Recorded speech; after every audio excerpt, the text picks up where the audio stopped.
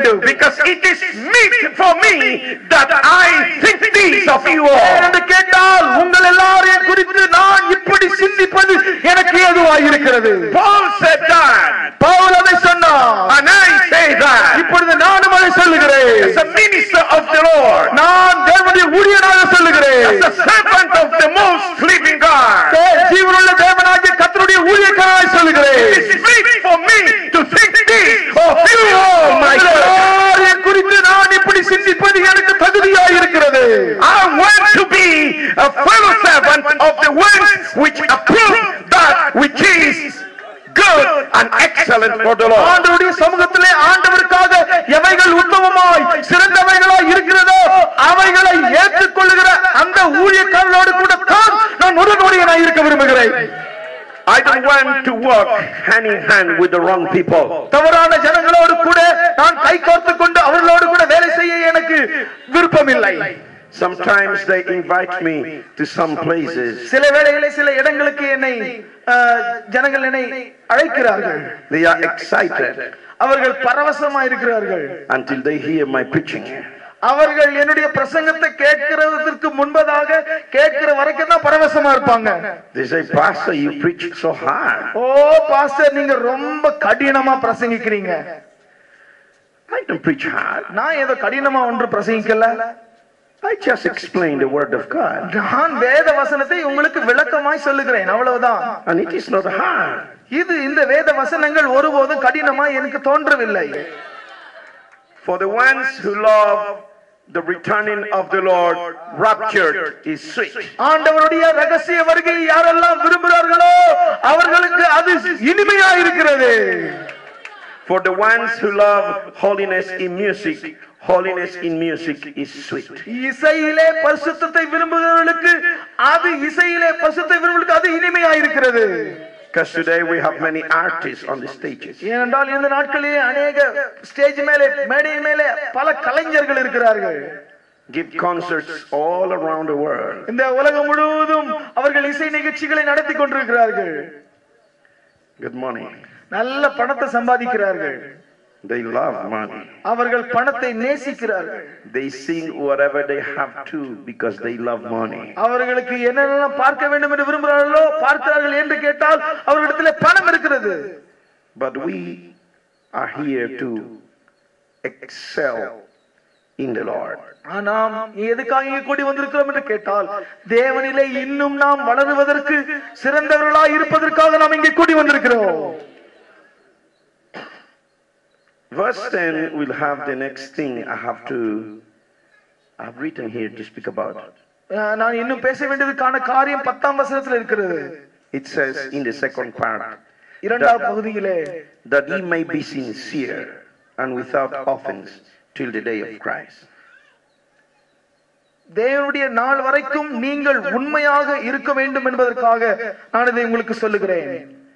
Sincerity until the day of Jesus Christ. 11ஆம் வசனம், நீங்கள் கிறிஸ்துவின் நாளுக்கென்று துப்புரவானவர்களும் இடரலற்றவர்களுமாய் இருக்கவும் வேண்டுதல் செய்கிறேன். That's why I cannot preach one message in our worldwide missionary movement churches ஆகையினாலேதான் and the next message in a different church. ஒரு செய்தியை நான் நம்முடைய அகில உலக மிஷனரி இயக்கத்தின் சபைகளுக்கு கொடுத்துவிட்டு இன்னொரு செய்தியை நான் மற்ற சபைகளுக்கு என்னால கொடுக்க முடியாது. When I come to our worldwide missionary movement churches, I preach this message. நான் அகில உலக மிஷனரி இயக்கத்திலே ஓடு கொண்டிருக்கிற திருச்சபைகளுக்கு நான் வரும்போது இந்த செய்தியை நான் தருகிறேன். And when I come to a next church which is not WMM, I preach the same message. ஆனால் அகில உலக மிஷனரி இயக்கத்தோடு கூட சேராத இல்லாத திருச்சபைகளுக்கு போகும்போதும் கூட இதே செய்தியை தான் நான் அங்கே கொடுக்கிறேன். That you may be sincere till the day of the Lord Jesus Christ. நீங்கள் கிறிஸ்துவின் நாள் வரையந்தும் நீங்கள் இடரலற்றவர்களாக துப்புரவானவர்களாய் இருப்பதற்காக நான் இதை சொல்லுகிறேன். We must be sincere. நாம் எல்லாரும் உண்மையானவர்களாய் இருக்க வேண்டும். We must be honest. நாம் எப்பொழுதுமே உத்தமமானவர்களாய் இருக்க வேண்டும். It is of no use to be one way in this church different way in the next church. ஒரு ரீதியிலே இந்த திருச்சபையில இருந்து மற்ற ரீதியிலே இன்னொரு திருச்சபையில் இருப்பது அது கூடாத காரியம். Because we don't live for church. ஏன்னு கேட்டால் நாம் ஒருபோதும் திருச்சபைக்காக உயிர் வாழுகிறவர்கள் அல்ல. We live for the Lord. நாம் தேவனுக்காக ஜீவனோடு இருக்கிறோம். And if I live for the Lord. நான் உயிரோடு இருப்பேனானால் நான் ஆண்டவருக்காக தான் உயிரோடு இருப்பேன். And if I die for the Lord. நான் மரிப்பேனானால் ஆண்டவருக்காக தான் மரிப்பேன். Whether I live or die, I do it for the Lord. நான் உயிரோடு இருக்கிறேனோ மரிக்க போகிறேனோ அது எல்லாவற்றையும் ஆண்டவருக்காக மட்டும் நான் செய்கிறேன். So it is meant for me to think this of you all. ஆகையினாலே இவைகளை உங்களை பற்றி சிந்திப்பது எனக்கு தகுதியாக இருக்கிறது. That you may be sincere until the day. ஆகையினாலே நீங்கள் கிறிஸ்துவின் நாள் வரைக்கும் துப்புரமானவர்களும் இடரற்றவர்களாய் இருக்கும்படிக்கு I must say that we should pray for sincerity. நாம் எல்லாரும் இந்த துப்புரமானவர்களாய் இருப்பதற்கு உண்மையானவர்களாய் இருப்பதற்கு நாம் எல்லாரும் ஜெபிக்க வேண்டும். Sincerity in church. சபையிலே உத்தமம். Sincerity in leaders. சபை தலைவர்கள் மத்தியிலே உத்தமம். Sincerity in ministry. ஊழியத்திலே உத்தமம். Sincerity every day. ஒவ்வொரு நாளும் இந்த உத்தமத்தை நாம் வைத்துக் கொள்ள வேண்டும். Let's be sincere today, tomorrow, and until the day of the Lord. இன்றைக்கும் நாளைக்கும் ஆண்டுடைய வருகை வரைக்கும் நாம் எப்பொழுதும் உத்தமமானவர்களாய் இருக்க வேண்டும்.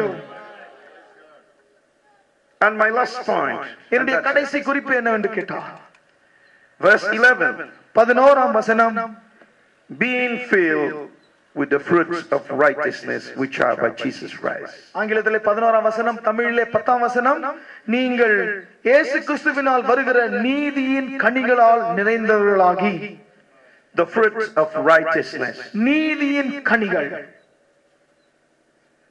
What is righteousness? நீதி என்பது என்ன? To be right. நாம் சரியாய் செய்வதுதான் நீதி. Righteousness. Righteousness. நீதி. Righteousness.